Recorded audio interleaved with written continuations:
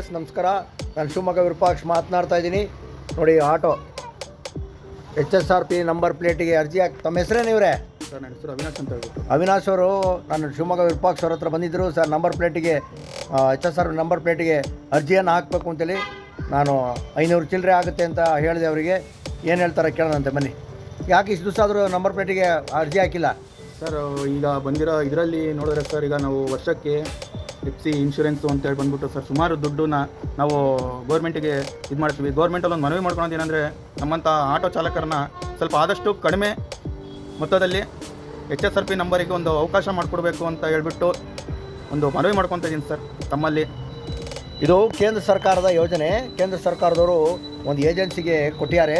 ಆ ಏಜೆನ್ಸಿನವರು ಇಷ್ಟು ದುಡ್ಡು ಕಟ್ಟಬೇಕು ಅಂತೇಳಿ ಕಟ್ಟಿಸ್ಕೊತಾ ಇದ್ದಾರೆ. ಟೂ ವೀಲರ್ಗೆಲ್ಲ 400, 450, 480 ಬರ್ತಾ ಇದೆ. ಅದು ಮಾಡಲ್ ಮೇಲೆ ಹೋಗುತ್ತೆ.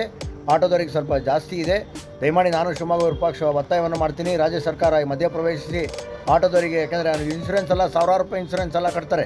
ಆಟೋ ನಡೆಸೋದೇ ಕಷ್ಟ ಆಗಿದೆ ಈ ಒಂದು ದಿವಸ. ಮಹಿಳೆಯರಿಗೆಲ್ಲ ಫ್ರೀ ಬಸ್ ಕೊಟ್ಟಿದ್ದರಿಂದ ದಯಮಾಡಿ ಸರ್ಕಾರ ಇದ್ರ ಬಗ್ಗೆ ಮಧ್ಯಪ್ರವೇಶಿಸಿ ಆಟೋದವರಿಗೆ ಅನುಕೂಲ ಮಾಡಿಕೊಡ್ಬೇಕು. ನಾನು ಶಿವಮೊಗ್ಗ ವಿರೂಪಾಕ್ಷ ಎಲ್ಲ ಜನತೆ ಪರವಾಗಿ, ಎಲ್ಲ ಆಟೋದವರ ಪರವಾಗಿ ವಿನಂತಿಯನ್ನು ಮಾಡ್ಕೊತೀನಿ. ನಮಸ್ಕಾರಗಳು. Thank you. Good night.